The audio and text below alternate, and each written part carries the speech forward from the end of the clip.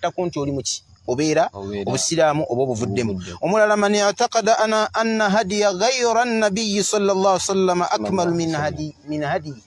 Waliwo omuntu yenna ayinza okuva n'aga nti waliwo obulungamu obusinga obulungamu bwa nabbi Muhammad okiraba au anna hukma ghayrahu ahsan min hukmihi. Oba olina ddira constitution ya Uganda n'aga nti enesinga Qur'ani mathala, oyo abeera mukaafu nnyo, wallahi abeera mukaafu nnyo. Omulala man abghadha shay'an mimma jaa bihi ar-rasulu sallallahu alayhi wasallam, muntu anyigira ekintu nabbi Muhammad sallallahu alayhi wasallam kye yajja nakyo walau amila bihi, ne bw'abanga akikola ki akikolerako. Musajja ayinza okubeerawo nga anyigira ekirevu naye nga yakirekako, kyokka ekyo kisobola okumukola ki okumukaafuwaza.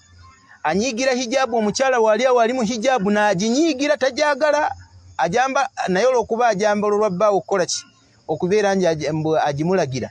Ekyo kyokka okunyigira nabbi Muhammad kye yajja nakyo abawali mbagamba kisobola okujja. Byonna biriko obujulizi lwakuba tubiyita mu buki mu bufunze.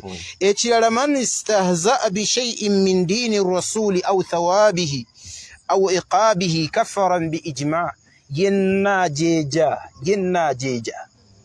nabbi kye yajja nakyo oba empeera yakyo oba ebibonerezo Allah biyassa n'otandika bijeja ng'ojeeja okutemako omukono ng'olyawo okifudde topiki mbu abasiraamu batemako emikono. Kati abantu banaakozesa ki ng'emikono bagitemyeko?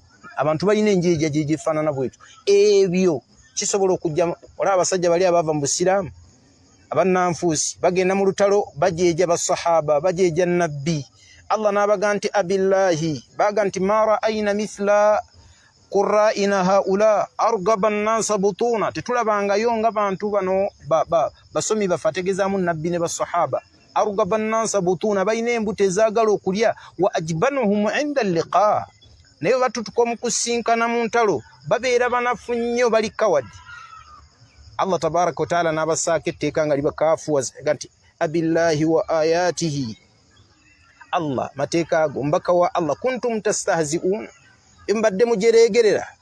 La ta'tazir, tewaliwo excuse. Kad kafartum ba'da imanikum, mukaafuwadde oluvannyuma lwaki? Oluvannyuma lw'obukkiriza bwammwe. Ensonga endala asihiru, okuloga.